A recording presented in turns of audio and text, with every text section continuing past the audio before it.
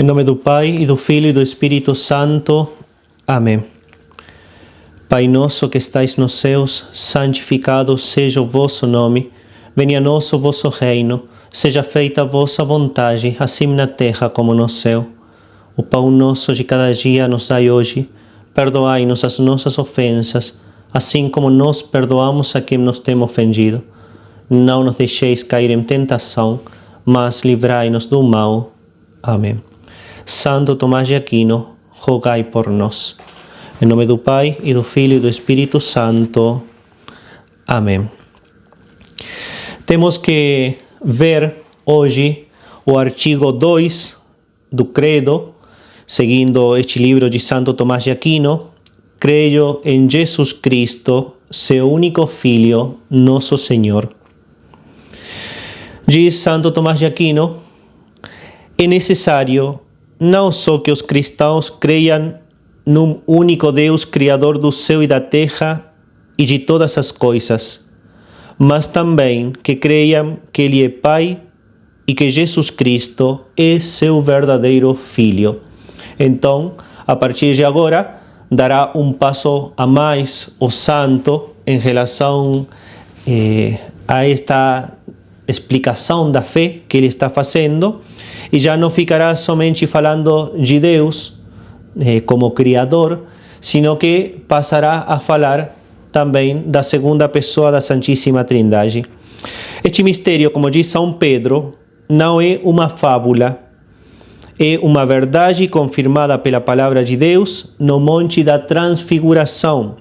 Então, Santo Tomás aqui citará ao apóstolo São Pedro, segunda carta de São Pedro, capítulo 1, os versículos 16 ao 18. Aí diz: não foi seguindo fábulas sutis, mas por termos sido testemunhas oculares da sua grandeza, que vos demos a conhecer o poder da vinda de nosso Senhor Jesus Cristo. Ele recebeu de Deus Pai honra e glória, quando uma voz vinda da sua glória lhe disse: este é o meu Filho amado, em quem tenho posto todo o meu afeto. Nós ouvimos esta voz quando lhe foi dirigida do céu, ao estarmos com ele no Monte Santo. Então, o apóstolo se coloca a ele e aos outros apóstolos como testemunhas de que Jesus Cristo é verdadeiro Filho de Deus Pai. Sim? Em muitas ocasiões, agora já estou lendo Santo Tomás de Aquino, o próprio Jesus chamou a Deus de Pai e assim mesmo se proclamou Filho de Deus. Os apóstolos e os santos padres, ao definirem o conteúdo da fé, incluíram neste artigo do Credo: em Jesus Cristo, seu único Filho, isto é, Filho de Deus. Apesar disso, alguns hereges interpretaram perversamente essa verdade de fé. Então, Santo Tomás não vai entrar aqui em uma multidão de citações da Sagrada Escritura, simplesmente ele mencionará essa primeira, da segunda carta de São Pedro. Vai dizer, na Escritura encontramos em muitos lugares que Cristo a si mesmo se chamou Filho de Deus, e então já diretamente ele vai enfrentar o erro e vai colocar 3 erros que podem aparecer e que apareceram em pessoas concretas em relação à filiação de Jesus Cristo em relação ao Pai do céu. Então diz Santo Tomás, primeiro dos erros. Um deles, Focino, do século IV depois de Cristo, afirmou que Cristo é Filho de Deus, como são todos os homens bons. Vejam quanta perversidade na afirmação, porque nesse sentido, se eu me considero uma pessoa boa, sou filho de Deus e estou ao mesmo nível que nosso Senhor Jesus Cristo. Isso é o que sostiene Focino. Ou seja, continua Santo Tomás explicando, estes, pelo fato de viverem bem e cumprirem a sua vontade, merecem ser chamados filhos adotivos de Deus. Do mesmo modo, Cristo, que viveu bem e fez a vontade de Deus, mereceu ser chamado Filho de Deus.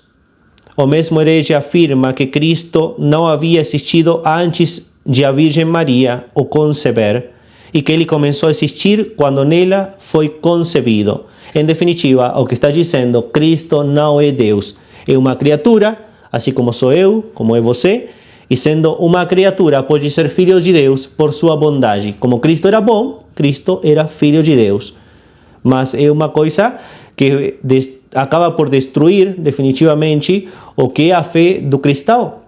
Porque nós sabemos, já vamos ver depois, mais para frente, nos outros artigos da fé, se Jesus Cristo não é Deus, então nossa dívida com Deus Pai nunca foi paga.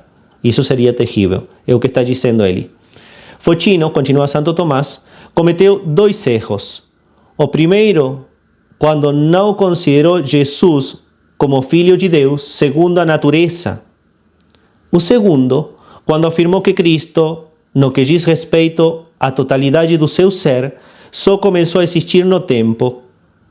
Nossa fé ensina que ele é filho de Deus por natureza e que existe desde toda a eternidade. Estas 2 verdades são claramente expressas na Sagrada Escritura. E antes de continuar com a citação de Santo Tomás, expliquemos pelas dúvidas. Qual é o erro? Primeiro, não considerar a Cristo filho por natureza de Deus Pai. É dizer, é filho sim, mas com uma relação simbólica, não real. Não é como um pai da terra gera um filho da terra, então não é desse mesmo modo que entende Focino essa relação de Cristo com o Pai, sino que a entende como uma relação mais de simbolismo que de realidade. Não há uma paternidade real, então Deus Pai é Deus, mas Cristo, se não é da mesma natureza de Deus, evidentemente também não é Deus. É o primeiro que este herege está dizendo, não? Depois, em relação ao tempo, se Cristo não é Deus, e Cristo começou a existir quando a Virgem o concebeu, então Cristo não existiu desde sempre.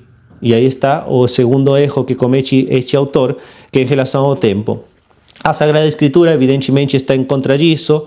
Contra o primeiro erro de Focino, a Sagrada Escritura declara: Jesus Cristo não só é filho de Deus, mas também seu filho único. Não somente está colocando como filho de natureza, sino que está dizendo filho único. Que força especial tem de ser filho único? Que Focino diz, todo homem bom, pode ser filho de Deus. Agora, se a Escritura diz que Cristo é filho único, quer dizer, ou que ninguém pode ser bom, de jeito nenhum, ou que Cristo é filho por natureza. E então coloca a citação da Escritura, o Evangelho de São João, capítulo 1, versículo 18, ninguém nunca viu a Deus, só o seu Filho único, que vive em íntima comunhão com Ele, o deu a conhecer. Só o Filho viu ao Pai. Contra o segundo erro, afirma, em verdade vos digo, antes que Abraão existisse, eu sou. João 8,58.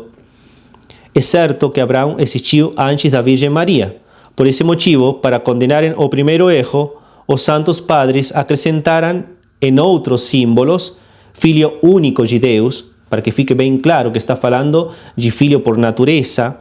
Para condenarem o segundo erro, ajuntaram nascido do Pai antes de todos os séculos, para que ninguém ousasse afirmar que Cristo tinha aparecido no tempo, sino que realmente ele é da eternidade. Esse é o primeiro erro de Focino. Cristo não é filho por natureza e começou a existir no tempo. Erro de Focino. Segundo erro, Sabélio, do século III depois de Cristo. Embora admitisse que Cristo tivesse existido antes da Virgem Maria, afirmou que a pessoa do Pai era a mesma do Filho e que fora do próprio Pai o próprio Pai quem se encarna. Tal doutrina é errônea, uma vez que nega a trindade das pessoas. Qual é a doutrina de Sabélio, então? O Pai se encarnou, para dizer em poucas palavras. Quando falamos do Filho, em realidade estamos falando do Pai com outras palavras. Mas essa é a doutrina. Acabou destruindo o mistério da Santíssima Trindade. Em vista disso, no símbolo dos padres se diz Deus de Deus, luz de luz. O Filho que é luz procede do Pai, que também é luz. O evangelista João nos transmitiu uma declaração do próprio Cristo. Eu não estou só, comigo está o Pai que me enviou. João 8,16. Se ele não está sozinho e com ele está o Pai, quer dizer que o Pai é uma pessoa diferente dele, do Filho. Ninguém é enviado por si mesmo. É evidente, então, diz Santo Tomás, que Sabélio errou, porque também está a questão do envio. O Filho foi enviado ao mundo para redimir o mundo. Agora, se o Filho é o mesmo que o Pai, não há envio, porque é ele mesmo quem se envia. Isso não existe. O terceiro erro que coloca Santo Tomás é o erro diário entre o ano 256 e 336 depois de Cristo. Embora sustentasse que Cristo existia antes da Virgem Maria e que a pessoa do Pai era uma e a pessoa do Filho outra, cometeu 3 erros em relação a Cristo. Primeiramente, considerou Cristo uma criatura igual que nós. Segundo, afirmou que ele foi criado por Deus como a mais nobre das criaturas. Claro, Ario queria solucionar um pouquinho o problema. Então, é criatura, mas é uma criatura especial. É a mais nobre de todas as criaturas. Não sendo, portanto, eterno com isso.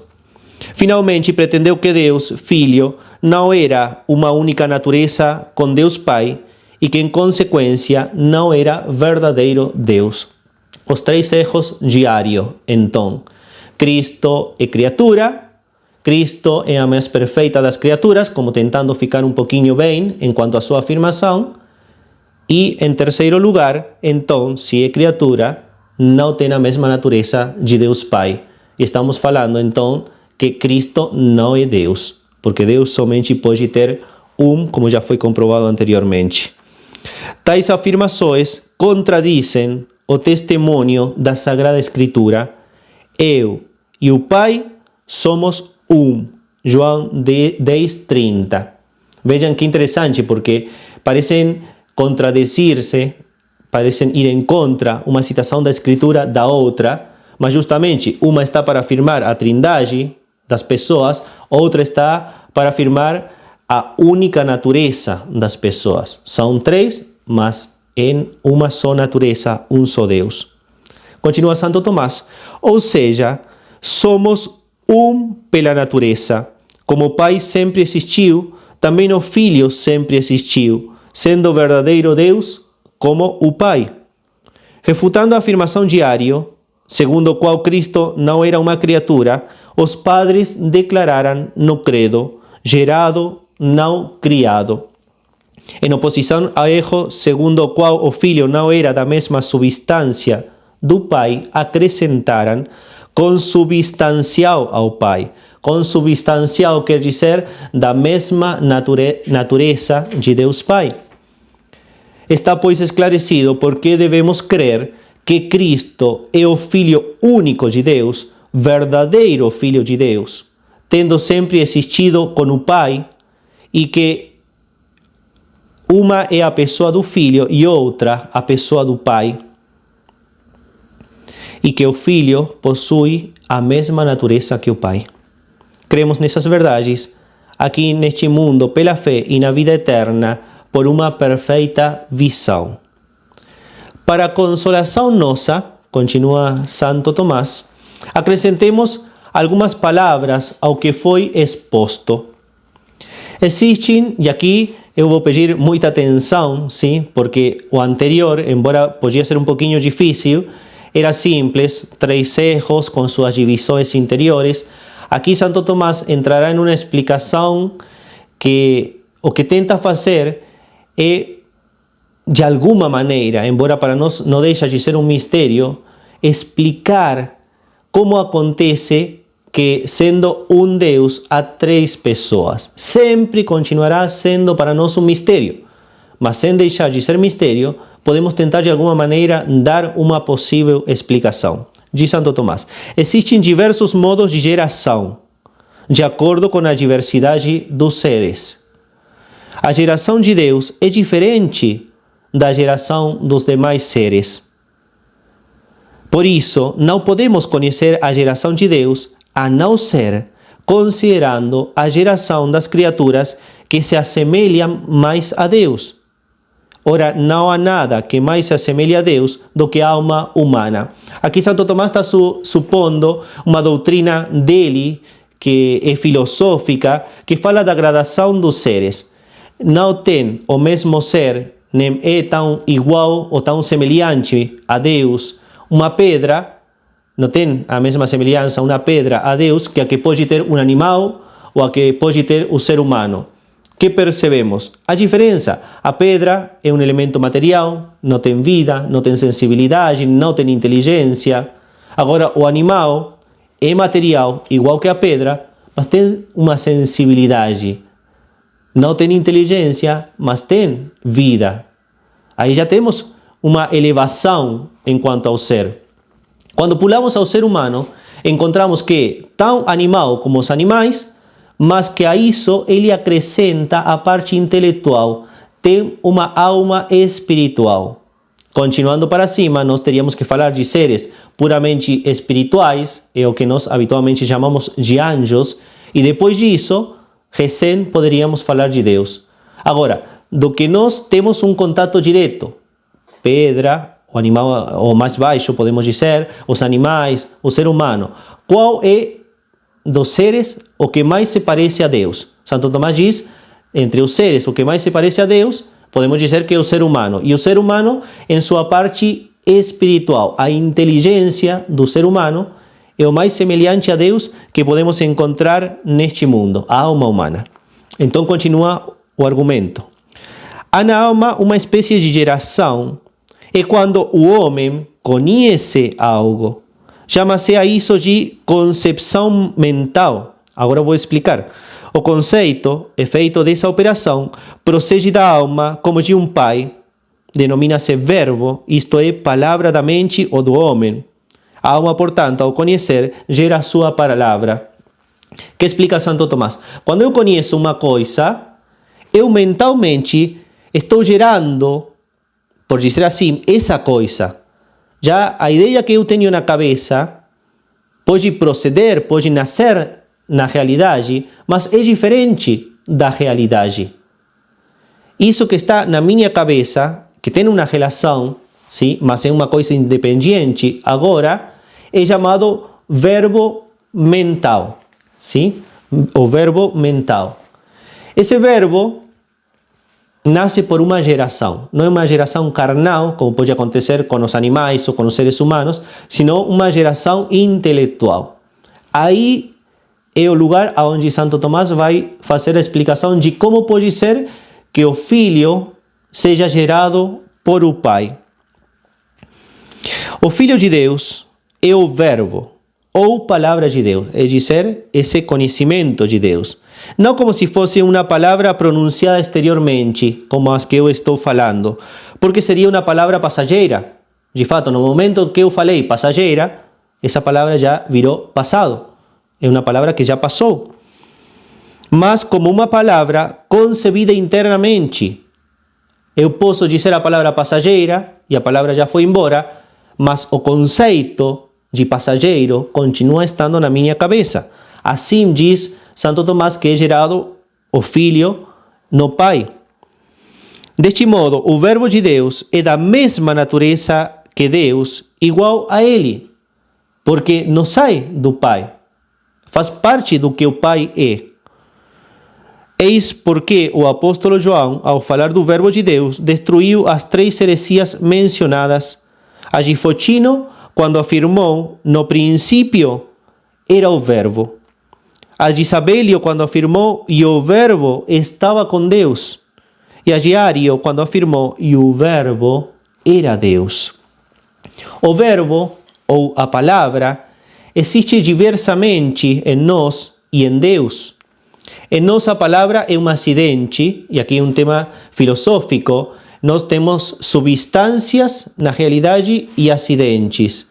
Substância é aquilo que permanece, o que faz que uma coisa seja ela mesma. O acidente é o passageiro. Por exemplo, substância, no caso da gente, podemos dizer homem. acidente, ter cabelo grande, ter cabelo curto, não ter cabelo, ser magro, ser gordo, ser branco, não ser branco. Bom, isso é o que é chamado de acidente. A substância permanece. Eu posso perceber que sou o mesmo que faz 10 anos, embora não tenha o mesmo tamanho de faz 10 anos atrás, não tenho a mesma cor de cabelo, antes era todo preto, agora já tem alguns cabelos brancos. Bom, essa diferença são os acidentes que vão mudando, mas a substância continua sendo a mesma. Vamos, depois desta explicação, novamente a Santo Tomás. O verbo, a palavra, existe diversamente em nós e em Deus. Em nós a palavra é um acidente, em Deus ela é a própria realidade divina, visto que não existe nada em Deus que não seja essência de Deus.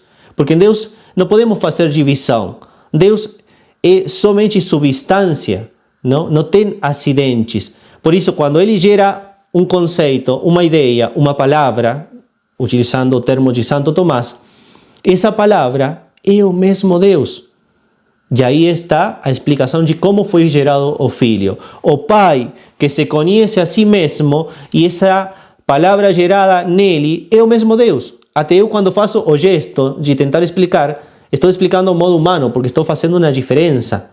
Agora, em Deus é o mesmo. Ele se conhece a si mesmo, gera o verbo, e esse verbo, por ter que ser substância, porque todo em Deus é substância, então é o mesmo Deus. Certamente aqui não temos que entrar em desespero, se tenho dificuldade para entender, porque estamos no mistério, sim? E certamente que nunca será compreendido totalmente, porque no momento que eu falo, entendi perfeitamente, já era, estou no erro, provavelmente estou em alguma heresia. Ninguém pode afirmar que Deus não possui o verbo, porque se o fizesse, estaria afirmando que em Deus não há inteligência. Uma vez que Deus sempre existiu, também sempre existiu a sua palavra ou verbo. Claro, porque a realidade de Deus é eterna, os atos de Deus são eternos, então se Deus se conheceu a si mesmo, isso foi na eternidade. Então, se gerou uma palavra, isso aconteceu na eternidade. Então, o verbo é Deus, como já falamos, o verbo também é eterno. Tudo foi feito por meio dele, e sem ele nada foi feito, diz João 1,13. E aqui, Santo Tomás explica, então, a parte da criação em relação ao verbo. Como um artista produz as suas obras seguindo o modelo que imaginou na sua mente, se eu quero pintar um quadro, primeiramente imagino o que vou fazer. Bom, que quadro vou fazer? Não é que começo a fazer linhas e vamos ver o que saiu. Isso se chama arte moderno e não é muito bonito. Geralmente o artista pensa no que vai fazer. Bom, assim também, assim como o artista pensa primeiramente sua obra, assim também Deus produz todas as coisas conforme a seu pensamento, que é o verbo. Ele é o modelo artístico. Se o verbo de Deus é o Filho de Deus e todas as palavras de Deus são como imagens desse verbo, todos devemos, e aqui vem conclusões práticas de Santo Tomás, em primeiro lugar, ouvir com alegria as palavras de Deus, porque toda palavra que vem de Deus, de alguma maneira, está refletindo ao Filho, está refletindo a Jesus Cristo. Ouvir com alegria as palavras de Deus é sinal de que amamos a Deus. Em segundo lugar, devemos crer nas palavras de Deus, porque crendo nelas, Deus habita em nós, isto é, habita em nós o Cristo, o verbo de Deus. Porque quando eu creio, eu faço parte de mim a palavra de Deus. E se faço parte de mim, como já falei, as palavras são imagem do verbo, então eu estou fazendo parte de mim o verbo, a Jesus Cristo. Cristo habite pela fé em vossos corações, diz a carta aos Efésios, capítulo 3, versículo 17. E o apóstolo João acrescenta, sua palavra não permanece em vós, porque não credes naquele que ele enviou. João 5,38. E em terceiro lugar, é necessário meditarmos continuamente na palavra de Deus, que habita em nós. Não basta crer, é necessário também meditarmos na palavra de Deus, pois de outro modo a fé não será proveitosa. Tal meditação sobre a palavra de Deus é de grande auxílio na luta contra o pecado, conservei tuas promessas no meu coração para não pecar contra ti. Diz o Salmo 119, 11. Sobre o homem justo, diz o salmista, medita na sua lei dia e noite. Salmo 1, versículo 2. E a respeito da Virgem Maria está escrito, sua mãe conservava a lembrança de todos esses fatos em seu coração. Lucas 2, 51. E em quarto lugar, é também necessário que o homem comunique aos outros a palavra de Deus, aconselhando, pregando, incentivando. Nas cartas do apóstolo Paulo, encontramos as seguintes recomendações, Efésios 4, 29, que nenhuma palavra inconveniente saia de vossa boca. Pelo contrário, que as vossas palavras sejam úteis e edificantes para fazerem bem àqueles que vos ouvem. Que a mensagem de Cristo, outra citação da Escritura, viva em vos com toda a sua riqueza. Procurai instruir-vos e animar-vos uns aos outros, o melhor que souberdes. Colossenses 3,16. Outra mais, prega a boa nova, insiste nisso a tempo e fora de tempo, avisa, ameaça, pede com muita paciência e por todos os modos. 2 Timóteo 4,2. Por último, devemos seguir a exortação de São Tiago, sejam praticantes da palavra e não simples ouvintes, enganando-vos a vós mesmos. Espero que não se tenham perdido nesta última parte, mas o que Santo Tomás fez foi, depois de ter apresentado a doutrina sobre Jesus Cristo e manifestado que Jesus Cristo é verdadeiro Filho de Deus por natureza, ter manifestado que Jesus Cristo é eterno e ter explicado de alguma maneira como se dá a geração do Verbo no Pai, por meio da imagem das criaturas mais elevadas que podemos conhecer, que é a alma humana, então ele começou a tirar conclusões práticas para a nossa vida. Daí, essas conclusões de que entrar em contato com a palavra de Deus, sendo a palavra de Deus uma imagem de Jesus Cristo, é entrar em contato com Jesus Cristo. Fazer a palavra de Deus parte minha pela fé é fazer que Jesus Cristo habite no meu coração. Meditar a palavra de Deus é fazer de alguma maneira que Jesus Cristo tenha vida em mim e modifique meu ser, meu modo de ser. E depois a conclusão, se Jesus Cristo é a palavra de Deus e essa palavra chega até mim como uma graça, como um dom, eu também tenho que saber comunicar isso para os outros. Por isso o tema de pregar e todas essas citações da Escritura que falava.